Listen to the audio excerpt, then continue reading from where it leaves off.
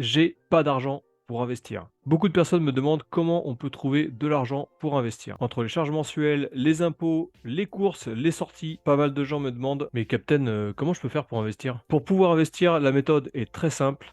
Mais il y a bien un mais. Il faut impérativement avoir une discipline de fer. Par exemple, moi, je suis sportif et énormément de gens de mon entourage me demandent comment tu arrives à tenir tes routines sportives et comment tu arrives à toutes les semaines te remotiver à t'entraîner pour atteindre tes objectifs sportifs. Ce à quoi je réponds, c'est facile de s'y mettre, mais c'est beaucoup plus dur de s'y tenir. Et oui, quand on entreprend quelque chose, peu importe ce que c'est, pour s'y tenir, il faut impérativement deux choses. La première chose, c'est que ta routine devienne un automatisme. La plupart des gens disent que lorsque tu as une routine pendant plus de 3 semaines, ça devient un automatisme. Je pense que c'est beaucoup plus personnel et pour ma part, il me faut 2 mois pour qu'une routine devienne un automatisme. La deuxième chose, et c'est la plus importante, il faut que tu saches pourquoi tu veux faire cette routine. Il faut que tu aies un objectif. Pour revenir à l'exemple du sport, tu peux très bien avoir pour objectif d'améliorer ton état de santé, de t'affûter ou alors de performer dans les prochaines compétitions. Pour l'investissement, c'est exactement la même chose. Il faut que tu te donnes un objectif. Il faut que tu mettes une routine en place et ça, j'en parle un peu plus dans cette vidéo pour que cette routine devienne un automatisme et il faut que tu définisses tout de suite pourquoi tu mets en place cette routine pour atteindre tes objectifs. Aujourd'hui, je vais te partager ma vision de l'épargne et de l'investissement et je vais te partager comment moi j'ai mis en place une optimisation financière de ma vie afin de pouvoir investir.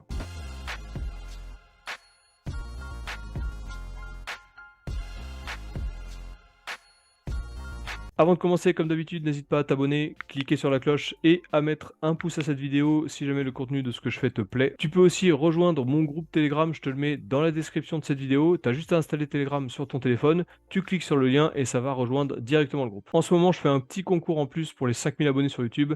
On est à la deuxième question, mais tu peux prendre le train en route, il n'y a pas de souci. Tout le monde peut jouer et on fait un petit classement. À la fin de ce jeu, je distribuerai pas mal de cadeaux. Salut à toutes et à tous, c'est le Captain, bienvenue dans cette nouvelle vidéo. Donc comme tu l'as compris, aujourd'hui on va parler d'optimisation financière. Tu vas mettre en place certaines actions pour optimiser ta vie financièrement afin de pouvoir épargner et ensuite investir. Je te rappelle que comme d'habitude, derrière moi il y a un décor si jamais tu trouves la ref. Bon, j'avoue celui-là il n'est pas très dur. Du coup on va complexifier un petit peu le jeu. Tu vas me trouver la ref, donc ça veut dire le film ainsi que le lieu de ce décor. Toujours pareil, tu me réponds dans les commentaires YouTube et le premier qui trouve la ref, il aura un petit cadeau. Je te laisse avec le jingle et je t'explique après toutes les étapes que j'ai mis moi en place pour optimiser ma vie financièrement. La première chose qu'il va falloir que tu mettes en place, c'est te définir, comme je te disais tout à l'heure, un objectif. Cet objectif doit être précis et pour te donner quelques exemples, ça peut être se préparer une retraite ou alors partir en vacances cet été. Ce pourquoi et cet objectif, il faut qu'il soit très clair pour toi afin que tu gardes la motivation pour mettre en place toutes les choses qui vont arriver après. Donc maintenant que tu as ton objectif, il va falloir que tu fasses tes comptes et ça c'est vraiment très important. C'est une étape primordiale, c'est le plus lourd on va dire, hein, le plus compliqué parce qu'il va falloir que tu prennes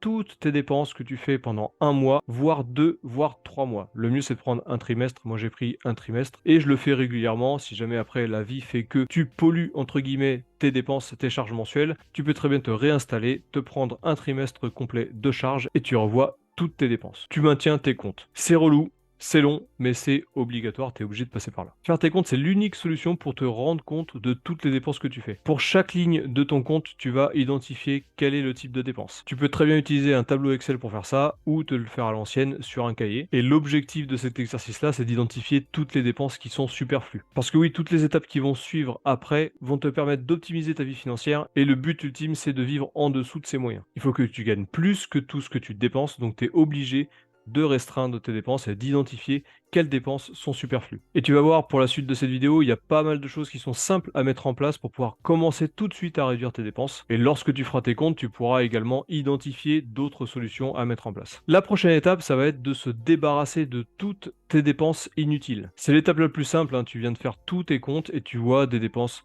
récurrentes qui ne sont plus obligatoires selon toi. Par exemple, ton abonnement Netflix, tu t'aperçois que tu regardes plus Netflix tous les mois et tu payes toujours tes 15 € par mois. C'est une tâche qui est très simple, hein. Tu peux résilier à la volée Netflix par exemple et tout de suite tu auras 15 € par mois qui seront en moins dans tes dépenses. Tu peux aussi avoir identifié quand tu fais tes comptes un oubli d'arrêt d'abonnement, un oubli d'arrêt d'assurance, peu importe, il peut y avoir très bien des trucs qui traînent et dont tu n'as plus besoin. Ça c'est l'étape la plus simple puisque tu peux facilement identifier, surtout si tu fais tes comptes sur plusieurs mois et ça permet très rapidement de faire des économies. L'étape d'après, elle est beaucoup plus dense et beaucoup plus compliquée. Elle s'agit de baisser au maximum toutes tes charges mensuelles en s'attaquant vraiment à l'intégralité d'entre elles. Alors dans les charges mensuelles, tu vas retrouver le logement. Si tu es propriétaire ou locataire, tu auras des tâches tâches un peu différentes à mettre en place, mais c'est la même logique. Tu as ton alimentation qui est aussi une grosse dépense mensuelle, tous tes abonnements, on va voir ça en détail plus tard aussi, les transports, que ce soit transport en commun ou moyen de locomotion, voiture, vélo, etc. Tout ce qui est loisirs et plaisir. Et enfin, celui qu'on oublie le plus, ce sont les frais bancaires. Je ne vais pas m'étaler sur toutes les catégories tout de suite, mais à la fin de cette vidéo, je vais les balayer toutes une par une. Donc reste bien jusqu'à la fin de la vidéo. Ça sera bien sûr non exhaustif, mais ça va te donner pas mal de sujets de réflexion qui vont te permettre à toi de faire un peu plus de recherche. Baisser au maximum ses charges mensuelles, ce n'est pas un synonyme de se priver ou de baisser son rythme de vie. Certaines d'entre elles secouent un peu les habitudes, mais tu verras que sur plusieurs aspects, on peut mettre des choses en place qui sont très simples et qui sont très efficaces. La prochaine étape, il va falloir que tu rembourses tes dettes. Alors, ça ne veut pas dire qu'il faut que tu rembourses tous tes crédits. Si tu as un crédit immobilier pour un investissement locatif, celui-là, tu peux le laisser tourner parce qu'il y a un montage financier qui gravite autour de ce projet-là. Mais là, je te parle surtout des crédits à la consommation. Dans tes comptes, tu as plein de lignes.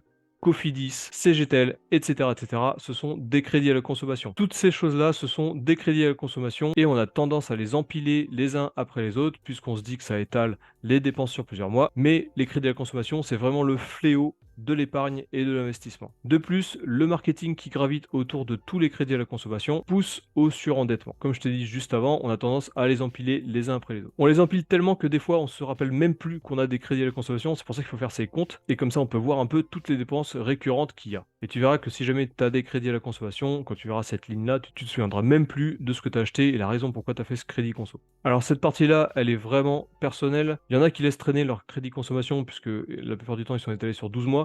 Moi, je préfère tout rembourser puisque on peut tout rembourser sans frais et ça permet d'avoir une base plus sereine. Et comme dit l'adage, qui paye ses dettes s'enrichit. Et enfin, la dernière étape de tout ce beau chantier, c'est d'appliquer une règle stricte. Cette règle, c'est la règle des 50-30-20. 50% de dépenses essentielles, c'est-à-dire toutes les charges récurrentes, qui sont vraiment nécessaires à la vie de tous les jours, hein. Donc on retrouve principalement le logement, la nourriture et les moyens de transport. 30% qui seront dédiés aux loisirs et aux dépenses personnelles. Donc là, c'est vraiment se faire plaisir, hein, s'acheter un petit jeu de console, aller au cinéma regarder un film, aller au restaurant, etc. Et enfin, 20% sur l'épargne ou les investissements. Tu verras par la suite que moi, je préconise d'avoir une épargne de sécurité et je pense que c'est primordial pour renforcer la sérénité. Si jamais tu mets en place cette règle des 50-30-20, ça voudra dire que toutes les étapes précédentes auront été pour toi un franc succès. Et maintenant, focus bien sur ton objectif que tu as défini en début de vidéo, puisque c'est ça qui va te permettre de tenir le cap des 50-30-20. Alors bien sûr, c'est une règle générale, hein. Tu peux très bien appliquer 60% pour les dépenses essentielles, 20% pour les dépenses perso et 20% pour l'épargne. Tu peux aussi, si tu le peux, diminuer au maximum les dépenses essentielles, si jamais tu es en colocation par exemple. Tu peux aussi avoir moins de dépenses personnelles, hein, si jamais tu es quelqu'un qui va pas sortir ou qui va pas au resto ou au cinéma tout le temps. Dans ce cas-là, tu prends 50% de dépenses essentielles, 20% de dépenses perso et 30% qui iront dans l'épargne ou les investissements. Le principal, c'est d'avoir un plan, une stratégie globale et de s'y tenir sur le long terme puisqu'il n'y a que ça qui fonctionne. Donc là, toutes les étapes ont été franchies, et là tu te demandes, du coup Captain, c'est bon là, je peux investir maintenant? Et bien moi je te réponds non, puisque comme je te disais un petit peu juste avant, j'aime bien avoir un matelas de précaution, une épargne de précaution, qui te permettra de pouvoir traverser les prochains mois, voire les prochaines années, de manière plus sereine. L'idéal, ce serait d'avoir un an complet de dépenses essentielles, c'est-à-dire les fameux 50%, donc ça correspond à une demi-année de revenus. Tu peux également appliquer une stratégie qui fait grossir ce matelas de précaution tout en investissant à côté. Pendant les 6 premiers mois par exemple, tes 20% d'épargne et investissement vont aller complètement dans le matelas de précaution. Et à partir du 7e mois, tu peux très bien diviser par deux, hein, tu mets 50% dans le matelas et 50% dans les investissements. Pareil, tout ça c'est assez personnel, mais la clé c'est vraiment de jamais toucher à cette épargne de précaution. C'est là pour couvrir uniquement tes dépenses essentielles en cas de coup dur. Allez, maintenant je vais te donner des petits tips, hein, des petites astuces afin de pouvoir réduire au maximum toutes tes charges. On va prendre chapitre par chapitre et je vais te donner quelques pistes de réflexion. Comme je te l'ai dit en début de vidéo, c'est non exhaustif, il y a pas mal de solutions, il y en a plein même que moi j'ai pas appliquées et qui sont aussi applicables. La première chose, c'est sur le logement. On va déjà identifier si tu es propriétaire ou locataire puisqu'il y aura des maigres ajustements sur les choses à faire. Donc si tu es propriétaire, la première chose c'est de négocier ton taux de crédit. Bon, en ce moment c'est méga chaud hein, puisque les taux sont en train d'augmenter,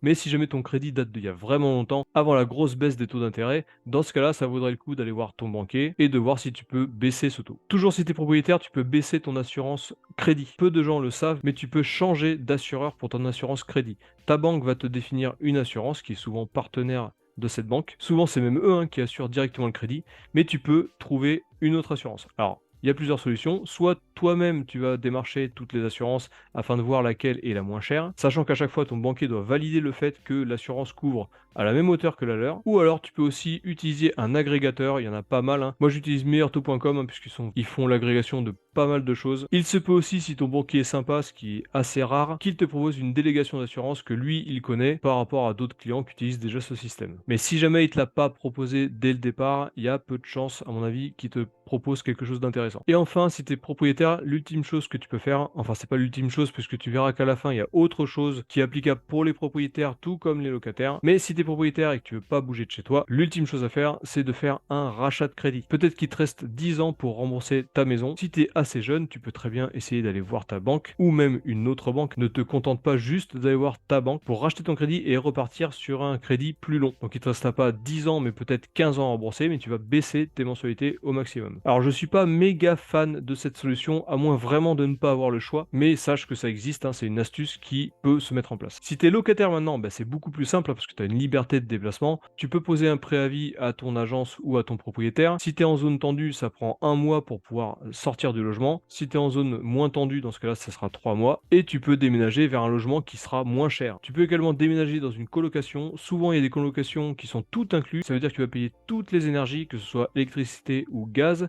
Tu vas avoir un abonnement internet. La plupart du temps, tu auras même un abonnement Netflix. Ce sera tout meublé et tu auras juste une facture tous les mois. Tu seras en colocation avec d'autres colocataires, mais tu n'auras pas de surprise de charge puisque tu auras un forfait fixe qui te couvrira tout ce dont tu as besoin. Tu peux également au passage chercher un logement qui se rapproche de ton lieu de travail, comme ça tu fais également des économies sur les transports. Et donc déménager pour un locataire, c'est la seule chose à faire afin de pouvoir réduire ses charges, mais ce qui est bien c'est qu'on peut faire une pierre deux coups, c'est-à-dire déménager et se rapprocher de son lieu de travail. Tu verras tout à l'heure quand on parlera du travail, il y a moyen de faire aussi l'inverse, hein, de trouver un travail qui est plus proche de son logement. Tu peux aussi combiner les deux. Tu peux changer de travail et changer de logement. Et donc ce déménagement, c'est aussi applicable si tu es propriétaire. Si tu es propriétaire de ton appartement ou de ta maison, réfléchis aussi à ce que tu peux faire si jamais tu revends ta maison pour pouvoir déménager autre part, soit en achetant autre chose ou soit en partant directement en location. Dans ton logement, il y a aussi pas mal de choses que tu peux faire pour réduire toutes tes charges. Tu peux revoir tous tes contrats d'énergie et tous tes contrats téléphonie, internet, électricité, gaz, au téléphone, internet. Tous ces abonnements-là sont des abonnements qui vont très vite. Tous les ans, il y a des nouveaux fournisseurs qui cassent les prix. Et là, toujours pareil, tu peux aller voir des agrégateurs sur internet. Et comme je te l'ai dit plus tôt, moi j'utilise meilleurtaux.com qui fait agrégateur sur pas mal de sujets. Dernière chose à faire pour le logement et après on passe à la suite, c'est l'assurance habitation. Toujours pareil, tu vas voir l'agrégateur, meilleurtaux.com ils le font aussi. Je te mets de toute manière le lien de meilleurtaux.com dans la description. Allez, maintenant on va passer à un autre gros morceau avant de passer à l'alimentation. Ce sera les transports et le travail. Donc je ne vais pas m'éterniser sur toutes les choses à faire, hein, mais pour le travail, la première chose à faire, bien entendu, c'est de négocier un nouveau salaire avec ton employeur. Soit tu fais ça, tu négocies un nouveau salaire, soit tu peux aussi changer de travail en faisant augmenter ton salaire. Au passage, si tu peux te rapprocher de ton logement, c'est encore mieux, puisque comme je le disais tout à l'heure, tu feras des économies en transport, c'est-à-dire en carburant ou même en entretien de voiture, hein, parce que tu peux très bien avoir un travail qui est plus proche de chez toi et utiliser ton vélo ou même y aller à pied ou les transports en commun pour y aller. D'ailleurs, c'est une bonne transition pour parler des transports. Utilise au maximum les transports en commun, le vélo, la trottinette, déplace-toi à pied. Toutes ces choses-là, c'est des choses qui font énormément d'économies. Ensuite, tu peux également acheter un vélo électrique. Sache que quand tu achètes un vélo électrique, tu as énormément d'aides de la région, du département et des fois de ta ville. Donc renseigne-toi sur les différents sites du gouvernement, mais tu peux très bien acheter un vélo électrique, admettons à 1000 € et avoir une grosse majorité, voire l'intégralité du vélo qui te sera remboursé sous forme de prime. Il y a même certaines aides qui ne regardent pas le prix d'achat de ton véhicule. Donc si tu achètes un vélo électrique à 600 €, si tu cumules des aides à hauteur de 1000 €, tu peux très bien avoir 400 € de cash en plus. Donc ça c'est vraiment intéressant. Et si jamais t'as pas le choix d'avoir un véhicule, t'as pas le choix d'avoir ta voiture, bah, négocie ton assurance voiture. Toujours pareil, tu peux aller voir les différents agrégateurs sur internet et tu verras que tu pourras vachement tailler dans ces dépenses-là également pour faire des économies. Maintenant on va parler brièvement de l'alimentation. Alors là ça va être très simple et très succinct. La première chose, je t'encourage vivement de faire tes courses de manière hebdomadaire. Ça permet de contrôler son budget et ça permet de contrôler aussi le gaspillage. Tu vas vraiment acheter uniquement ce dont tu as besoin pour la semaine et tu n'auras pas d'achat superflu puisque tu feras vraiment tes courses à la semaine. Tu peux aussi par la même occasion faire ça sur un drive. Tu as bien un Leclerc, Auchan, Intermarché, peu importe, ils font tous le drive maintenant. Sur le drive, tu peux même filtrer par prix. Des fois, c'est pas les marques les plus obscures qui sont les moins chères. Tu peux très bien avoir des promotions et tu peux aussi, grâce à la carte de fidélité de ce magasin, avoir des bons directement crédités sur ta carte. Tu peux également utiliser les les applications d'anti-gaspi. Pour en citer une seule, je vais te citer Too Good To Go. Too Good To Go, c'est une application qui centralise tous les magasins, les boulangeries, etc., qui font des paniers anti-gaspi. La plupart du temps, c'est à 5 euros. Et ça permet de 1, découvrir les commerçants qui sont aux alentours de chez toi, et de 2, pour 5 euros, tu as un panier assez conséquent. Si tu fais des courses aussi en physique dans le magasin, tu verras qu'il y a aussi des rayons anti-gaspi. Souvent, tu peux acheter pas mal de choses à -20, -30%. Maintenant, on va parler de loisirs et de plaisir. Donc aujourd'hui, on est dans une société de surconsommation. On veut tout acheter, on veut tout recevoir chez nous très vite. Quand tu achètes sur Amazon, par exemple, en 24 heures, tu es livré chez toi. Ça devient même un fiasco quand t'es pas livré en 24 heures. Tu te demandes, mais qu'est-ce qu'il fout le livreur? Donc, on ne réfléchit plus, on fait juste consommer. La première chose que je vais te dire, c'est que essaye de te faire plaisir plus tard, lorsque tes investissements seront fructueux. Ça veut pas dire se priver, hein, mais ça veut dire que à chaque fois que tu vas t'acheter quelque chose ou à chaque fois que tu vas aller au restaurant, essaye de réfléchir vraiment et de peser le pour et le contre de cette décision. Sur toutes ces choses-là, il va falloir que tu réfléchisses à chaque fois que tu fais un achat. Achète d'occasion. Va sur Vinted, sur Le Bon Coin et achète des choses d'occasion. Les avantages d'acheter sur Vinted et sur Le Bon Coin, en plus d'acheter d'occasion et du coup de dépenser moins, c'est que c'est pas immédiat. Tu vas pas commander un truc et 24 heures après l'avoir dans ta boîte aux lettres. Du coup, ça te permet de garder cette réflexion de est-ce que j'ai vraiment besoin de cet article? Si au bout de 2 jours, le mec il t'a pas répondu sur Le Bon Coin, peut-être que l'envie d'acheter cet article va disparaître et ça te permettra à toi de ménager tes dépenses sans vraiment t'en rendre compte. Et enfin, tu peux aussi supprimer tout ce qui est abonnement Netflix, Disney+, Amazon Prime. Vraiment, résilie ces abonnements-là, ou alors au pire, partage-les avec des potes. Il y a moyen d'avoir des comptes multi-écrans, même pour Canal+.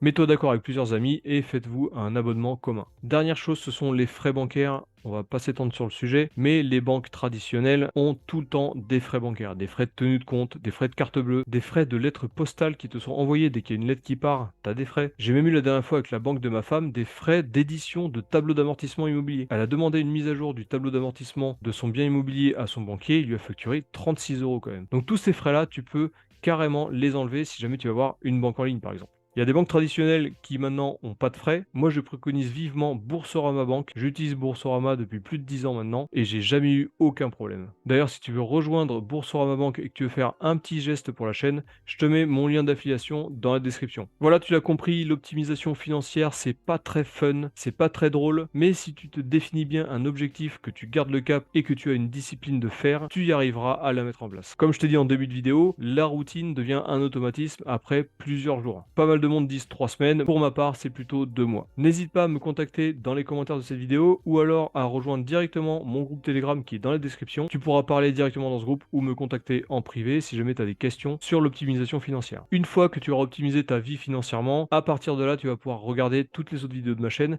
qui proposent plusieurs investissements. Il y a des méthodes très simples pour investir dans beaucoup de domaines et le maître mot bien entendu c'est de se diversifier au maximum. Mais ça on verra plus tard quand ta life sera optimisée. J'espère que cette vidéo t'a plu, n'hésite pas à t'abonner, à cliquer sur la cloche, à mettre un pouce si ça t'a plu du coup. Si t'as la moindre question dans le groupe Telegram ou dans les commentaires, oublie pas de répondre au petit jeu, derrière moi il y a un décor. On va corser un petit peu, là faut que tu me cites le film et l'endroit où on est. Et si t'es le premier à répondre, t'auras un petit cadeau. Sur ce, je te souhaite une bonne semaine et je te dis à la prochaine.